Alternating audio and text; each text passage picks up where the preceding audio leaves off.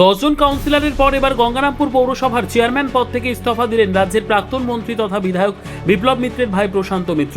সোমবার বিকেল 5:30টা নাগাদ তিনি ইমেল মারফত তার পদত্যাগপত্র গঙ্গারামপুর মহকুমা শাসকের কাছে পাঠিয়ে দেন। ঘটনার পর থেকে রাজনৈতিক মহলে চর্চা শুরু হয়েছে, তবে কি এবার প্রশাসক বসতে চলেছে সেদিকে তাকিয়ে গঙ্গারামপুরবাসী। উল্লেখ্য, 18 আসন বিশিষ্ট গঙ্গারামপুর পৌরসভা 2015 সালে বামকে সরিয়ে পৌরসভার দখল নিয়েছিল তৃণমূল কংগ্রেস। 2022 সালের পৌর নির্বাচনে বিরোধী শূন্য করে 18টি ওয়ার্ডে জয়ী হয়েছিল তৃণমূল কংগ্রেস। চেয়ারম্যান করা হয়েছিল রাজ্যের প্রাক্তন মন্ত্রী তথা হরিরামপুরের বিধায়ক বিপ্লব মিত্রের ভাই প্রশান্ত মিত্রকে। রাজ্যের পালাবদল ঘটতে পৌরসভা পঞ্চায়েত সমিতি থেকে তৃণমূলের জনপ্রতিনিধিদের পদত্যাগ করার হিড়িক পড়ে যায়। চলতি মাসের 15 তারিখে রবীন্দ্র ভবনে জনকল্যাণ শিবিরে গিয়ে সাধারণ মানুষের ক্ষোভের মুখে পড়েন গঙ্গারামপুর পৌরসভার ভাইস চেয়ারম্যান জয়ন্ত কুমার দাস। চোর চোর স্লোগান শুনে ছাড়তে হয় রবীন্দ্র ভবন, ছোড়া হয়েছিল কাদা। এই ঘটনার পর 16 জুন পৌরসভার 10 জন কাউন্সিলর ব্যক্তিগত কারণ দেখিয়ে পদত্যাগ করেন। এই ঘটনাকে কেন্দ্র করে রাজনৈতিক মহলে ব্যাপক চর্চা শুরু হয়। ঘটনার পর থেকে শহরের বুকে জল্পনা ছড়ায় চেয়ারম্যান পদ থেকে পদত্যাগ করতে পারেন প্রশান্ত মিত্র। সোমবার সেই জল্পনার অবসান হলো। এদিন বিকেল 5:22 নাগাদ প্রশান্ত মিত্র গঙ্গারামপুর মহকুমা শাসকের কাছে ইমেল মারফত পদত্যাগপত্র পাঠায়। বিষয়টি জানাজানি হতে গঙ্গারামপুর সহ জেলা জুড়ে ব্যাপক শোরগোল পড়ে যায়।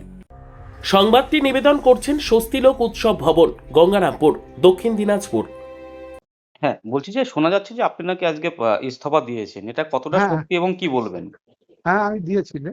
হ্যাঁ, হ্যাঁ। কি ইস্তফা বলবেন? দিয়েছি আমি 5:22 আমি আচ্ছা, মেল করে পাঠিয়ে দিয়েছি এসডিওর কাছে। আচ্ছা, আচ্ছা, আচ্ছা। কি বলবেন? কেন দিলেন এটা? কেন দিলেন মানে ঘটনা হচ্ছে, যেহেতু হুম, আমরা যে একটা দল করি, তো হুম, একটা দল করি, সেই হুম, দলের আমি সেখানে হুম, আমাকে বসিয়েছিল হুম, এবং সেই দল আজকে বিধানসভা বিগত যে বিধানসভা নির্বাচন হয়ে গেল, সেই বিধানসভায় আমরা হেরে যাই। হুম, বিজেপি দল ক্ষমতায় আসে। হুম, তো সেই কারণে অটোমেটিক হুম, আজ এবং তার সঙ্গে সঙ্গে আমার কাউন্সিলররা যাদেরকে নিয়ে আমি বোর্ড গঠন করেছিলাম, হুম, সেই কাউন্সিলররা যে কোনো কারণেই হোক তারা পদত্যাগ করে দিয়েছে। হুম, তো সেই কারণে নিশ্চয়ই তারা পদত্যাগ যখন করেছে, আমারও সেই জায়গাটায় বসে থাকা উচিত নয়, হুম, এটা আমি মনে করি। হুম, তো সেই কারণে আমি সিদ্ধান্ত নিয়েছিলাম, বেশ কয়েকদিন ধরেই আমি সিদ্ধান্ত আমার ছিল হুম, যে যেহেতু আমাদের দল ক্ষমতায় নেই, হুম, বিরোধীর এই যারা ছিল তারা আজকে ক্ষমতায় আছে, সেই কারণে সেই জায়গাটা থেকে হুম, আমি আর থাকতে চাই না। তো এইটা আমার ছিল।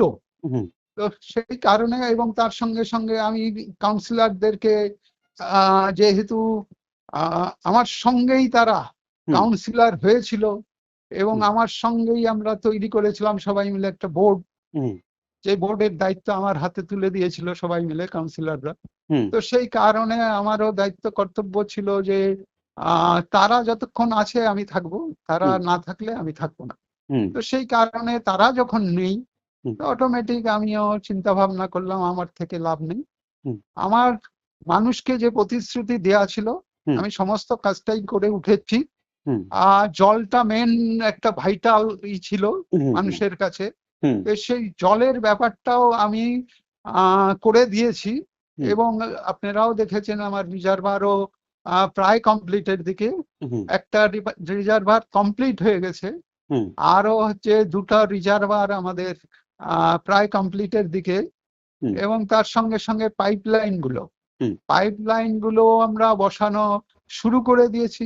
যে কারণে একটু রাস্তাঘাটের একটু প্রবলেম হচ্ছে, আমি মানুষকে বলেও ছিলাম হুম, যে একটু, যেহেতু নতুন করে পাইপলাইন বসানো হচ্ছে প্রত্যেকটা বাড়িতে বাড়িতে জল পৌঁছে দেওয়া জন্য, হুম, তো সেই কাজটা করতে গেলে একটু মাস দুয়েক কিন্তু একটু মানুষকে অসুবিধার মধ্য দিয়ে একটু চলাফেরা করতে হবে। এই ব্যাপারটা কিন্তু আমি প্রত্যেকটা ওয়ার্ডে প্রত্যেকটা মানুষকে কিন্তু বলেছিলাম আমি। হুম, তো সেই কারণেই আহ আমি সেই কাজগুলো মোটামুটি আমি এগিয়ে রাখলাম হুম, এবং তার সঙ্গে সঙ্গে আমার একটা থাকবে যে হুম, আমি চেষ্টা করেছি আমার গঙ্গারামপুরকে সাজানোর।